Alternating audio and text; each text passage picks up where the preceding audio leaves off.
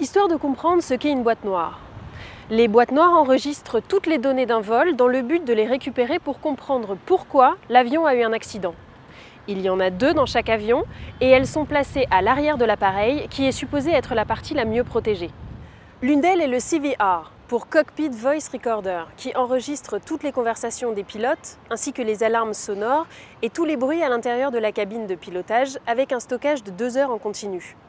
L'autre est le FDR, le Flight Data Recorder, qui enregistre pendant 25 heures en boucle les données du vol comme la vitesse, l'altitude ou la trajectoire, c'est-à-dire tout ce qu'il faut pour analyser le fonctionnement des équipements pendant le vol.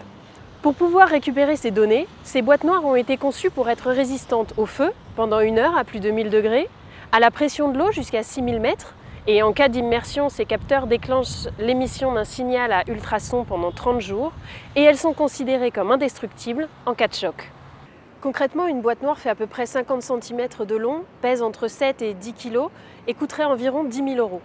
Contrairement à ce que l'on peut penser, une boîte noire n'est pas noire. Elles sont oranges avec des bandes réfléchissantes qui permettent de les repérer plus facilement dans les débris d'un appareil par exemple.